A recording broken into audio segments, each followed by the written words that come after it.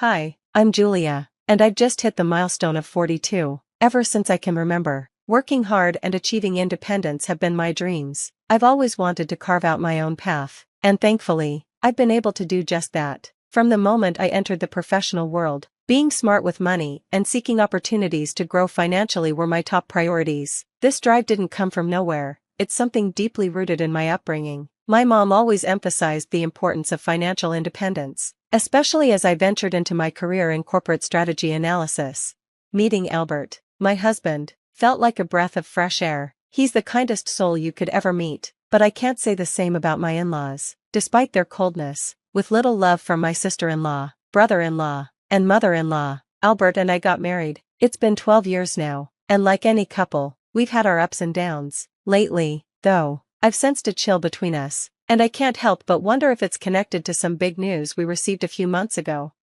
I remember that day so clearly. I had just come home from work, buzzing with excitement over some fantastic news. As I walked into the kitchen, Albert greeted me. "Hey, babe." "Hey, honey," I replied, my voice full of joy. "Guess what happened today?" Albert's curiosity was piqued, and he urged me to share. I told him I'd gotten a promotion at work. Unable to contain my excitement, I even broke into our signature happy dance, a little tradition we've had for 12 years, celebrating all our big moments, graduations, our engagement, wedding day, and even the news of our pregnancy.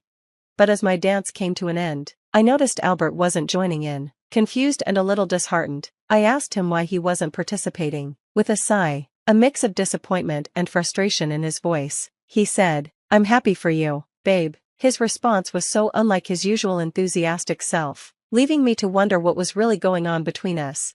Then, Albert shared his own news. "I got laid off," he said, his voice low, head dropped in what seemed like a mix of sadness and shame. The room went quiet, the kind of silence that felt almost unbearable. I stood there, at a loss for words, suddenly feeling guilty for my earlier excitement. My good news must have felt like salt in the wound.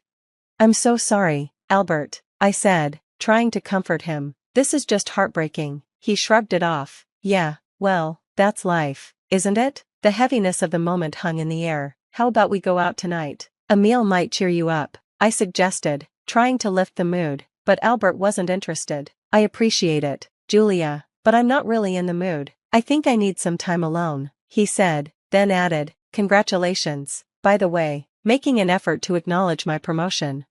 The following days were less tense, but a sense of discomfort lingered. It was clear resentment was growing between us. Given the situation, I understood why Albert might feel envious. He had always leaned toward traditional roles, wanting to be the sole breadwinner while expecting a spouse who focused on home care. But that kind of lifestyle hadn't been feasible for us. We prioritized our children's private education, and I've always believed in earning my keep and achieving financial independence, values my mother instilled in me from a young age.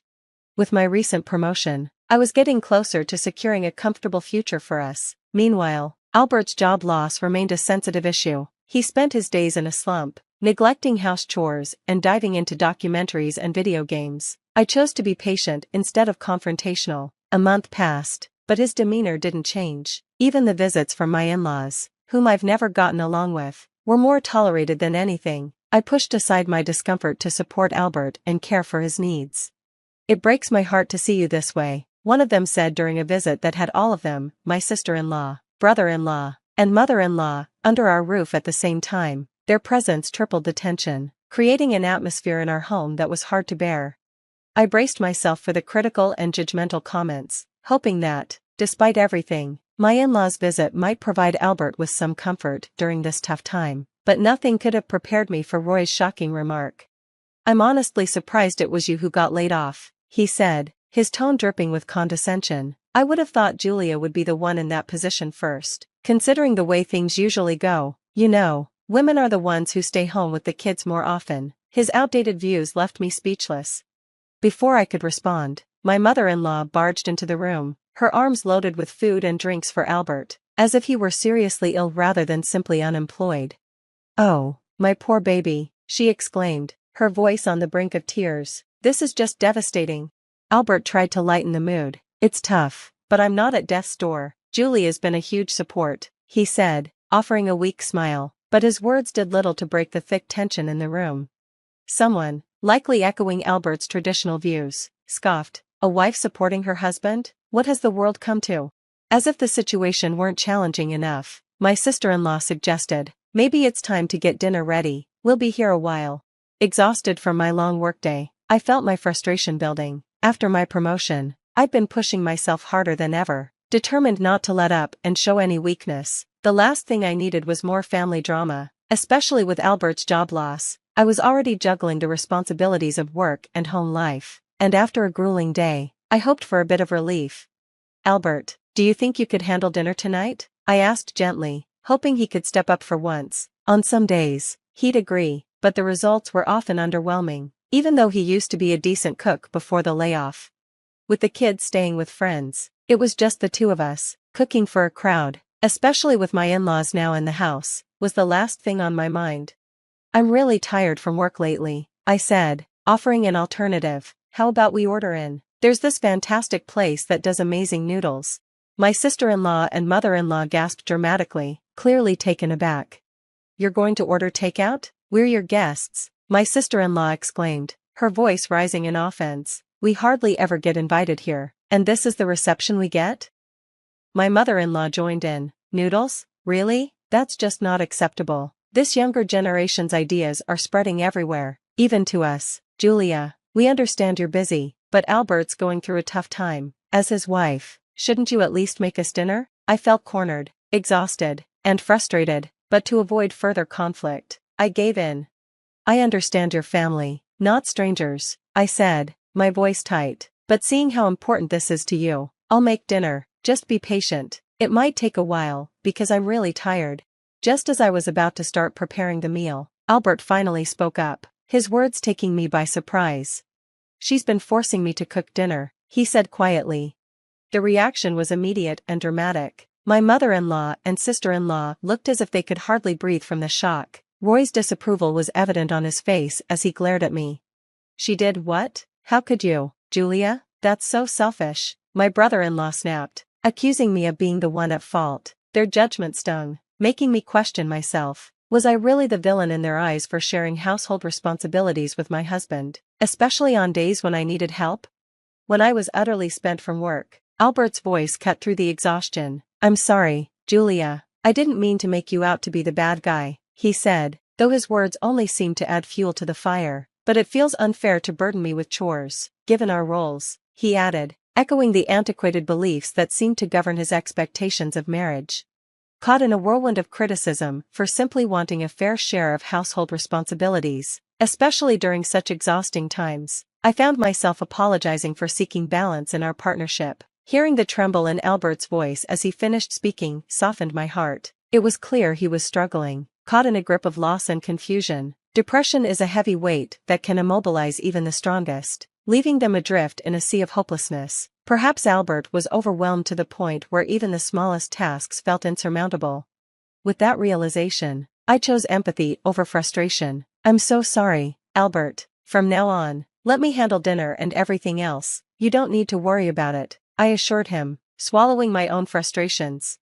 In the kitchen, I prepared the meal, serving it once everything was ready. The dinner table buzzed with conversation among Albert, Abigail, Roy, and Brittany, but I was left in silence, my presence either unnoticed or ignored. The earlier argument had felt so one-sided, and it stung to realize that Albert, too, seemed to see me through the lens painted by my in-laws' accusations. Despite the hurt, I set aside my pride. From that day forward, I took on the cooking and cleaning, adding to my already mounting stress and fatigue.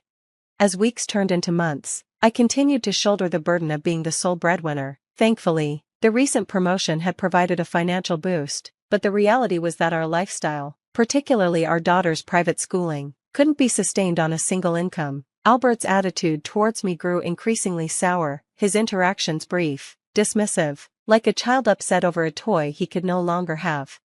It was time for a difficult conversation. Albert, we need to talk about our financial situation. It's unsustainable to keep going like this on my salary alone. We have to think about the girls and their schooling, I ventured, my voice steady despite the weight on my shoulders. He shot back defensively, but you have a job now, you got that promotion, remember? You're making more money now. Yes, Albert, I'm aware, but we need to face reality. Our daughter's education is costly, and we can't ignore that, I replied, trying to keep the frustration from seeping into my tone. His defensive stance softened as he saw the tears welling in my eyes, the strain of everything we were juggling finally breaking through. I know, he said quietly. I'm sorry, Julia. It's just that this situation has me stressed. His tone finally acknowledged the weight of our predicament. For the first time in a while, the walls between us seemed to lower. We both understood that we had to navigate this together. The journey ahead would require both of us to face our struggles, emotionally and practically, for the sake of our family. Albert finally acknowledged the need for action. You're right. I'll start looking for work tomorrow, he said, his voice filled with newfound resolve. But I had a different solution in mind, one that wouldn't require him to search far and wide for employment. Thanks to my consistent networking and positive rapport with my new boss, I was in a position to offer him an opportunity that might just solve our financial woes without him needing to take on the weight of another job search. I found myself in a unique position to help Albert, despite our mutual preference for working at separate companies to maintain our individuality and keep our professional lives distinct from our personal relationship. However, desperate times called for unconventional measures. Actually, you might not need to look elsewhere, I proposed cautiously. I think I can secure a job for you at my workplace. Yes, I had taken the initiative to leverage my connections and goodwill to arrange a job opportunity for Albert at my company. Our decision to work together wasn't made lightly, considering how much we valued our independence, but, given our circumstances, it seemed like the most practical solution. Little did we know, this decision would set off a chain of events that would lead us into uncharted territory.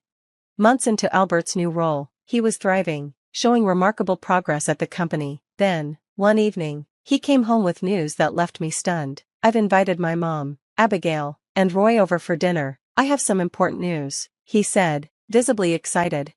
Following his request, I prepared dinner and welcomed our guests, eagerly anticipating the big reveal. During the meal, Albert announced his promotion, which was met with cheers and excitement from everyone. Despite my initial surprise at how quickly he had advanced, I couldn't help but feel joy for him and relief that he was emerging from his earlier despondency. But then, the celebration took an unexpected turn. Albert handed me a hotel key card, thinking it was a thoughtful gesture for a celebratory night away. I expressed my gratitude, imagining how much I needed a break. But then Albert's next words hit me like a slap. No, it's not a hotel room for us, it's a hotel room for you. I was left reeling. The situation was as bewildering as it was shocking, a twist I had never anticipated. It became clear that the dynamics of our relationship and professional lives were about to change in ways I hadn't expected. My confusion grew as I noticed that my in-laws seemed oddly satisfied with the situation, almost as if they had been plotting this moment. What's happening here? I managed to whisper, my voice barely audible. Abigail took the lead, explaining that Albert had confided in them about his new job and how well he was doing. We suggested to him, she said, that considering his recent success and bonuses, it might be time for him to reevaluate his life and choices, especially after our last visit. We didn't appreciate your attitude then. I was stunned. They were not just proposing, but insisting that Albert and I take a break from each other because they believed I was mistreating him. Now that he was financially independent, they thought it was time for him to make a fresh start, without me. The idea that my husband, my partner of 12 years, could entertain such a notion due to his family's malicious influence was nothing short of heart-wrenching. Looking directly at Albert, my gaze filled with a mixture of anger and betrayal. I watched as he quickly turned his eyes away, unable to meet mine. His family, on the other hand, seemed to relish the turmoil they had stirred up, suggesting it was for the best now that Albert was the primary earner. So you're essentially kicking me out of our home? I asked, incredulous. The response was cold and unyielding, steeped in the outdated belief that the man, as the head of the household, had the final say, regardless of our joint contributions. The injustice of it all ignited a fury within me I hadn't known I possessed. Without another word, I stood up, unable to contain the storm brewing inside me. I stormed off, packing only what I could carry, overwhelmed by a mix of sadness, anger, and disbelief. Seeking refuge at my best friend's house, I spent the night in tears, trying to make sense of how everything had spiraled so far down. But as the shock began to subside, a shift occurred within me. What had once been despair transformed into a fiery resolve. If they thought they could discard me so easily, they were mistaken. Determined to uncover the truth behind Albert's sudden financial success and the bonuses that had caught me off guard, I focused my energy on seeking justice, not out of vengeance, but to expose the lies and deceit that had been thrust upon me. The following morning, I called in sick, knowing that Albert would be at work. I used the time to return to our home and begin my search. It didn't take long to find evidence of his betrayal. In his office, I uncovered files and emails detailing Albert's embezzlement of company funds, a scheme involving our new boss. The evidence was damning. I saved everything to a USB drive, understanding the magnitude of what I had just discovered. Heart heavy, I packed more of my belongings, realizing that returning home was no longer an option. At my friend's house, I pieced together a detailed presentation of the evidence, preparing to expose the truth. The next day, I contacted HR and the company's higher-ups, requesting an urgent meeting, keeping the details vague. I also informed Albert, under the guise of a fiscal planning emergency. When the meeting was set, I dressed carefully, knowing the weight of what was about to unfold. As I entered the conference room, I felt a mix of exhilaration and nerves. Albert and our boss arrived last, their faces betraying panic at the sight of the leadership team gathered. I took control, presenting the evidence of their embezzlement. The room shifted from curiosity to shock, then to outrage. Albert and the boss were visibly rattled. As the truth became undeniable, one executive even suggested jail time for their crimes. Throughout it all, Albert's glares burned with anger and betrayal. Despite his attempts to undermine me, I stood firm, driven by the need to expose the truth. This wasn't just about revenge, it was about justice. Albert, desperate and furious, shouted that I was lying and threatened to destroy me, even vowing divorce. His explosive reaction only further revealed the man he had become, driven by greed and desperation. As he attempted to storm out, security guards, whom I had stationed outside, blocked his path. The evidence was overwhelming, and the outcome was clear. Both Albert and our boss were dismissed and faced legal charges. Their departure was met with a media frenzy that I had orchestrated by tipping off journalists. The image of Albert, captured as he struggled to post bail, was a fitting testament to his actions and their consequences. In the days that followed, the investigation revealed that the scheme ran deeper, implicating my brother-in-law Roy. My in-laws, who had been so eager to remove me from our home, were not just acting out of disdain, they were removing an obstacle to their criminal enterprise. The revelation that my mother-in-law and sister-in-law might also be involved added another layer of betrayal to the situation. With Roy likely facing similar consequences, the full extent of their family's conspiracy came to light. Their collective downfall was harsh, but it was the necessary consequence of their actions. Meanwhile, I couldn't help but feel the panic that must be coursing through my mother-in-law and sister-in-law. They knew it was only a matter of time before their involvement was uncovered. Through all of this, I found myself grateful for uncovering the truth when I did, preventing even greater harm. My actions had not gone unnoticed. My company's leadership, recognizing my diligence and integrity, offered me a significant promotion, an acknowledgement of my hard work and resilience. I'll be stepping into my former boss's role next week, with a considerable pay increase and bonuses. Looking forward, I know the next step is divorce. Staying married to someone involved in criminal activities is simply not an option. With my stable financial situation and unblemished legal record, I'm confident custody of our children won't be a battle. The future ahead is bright, and I am genuinely excited for this new chapter.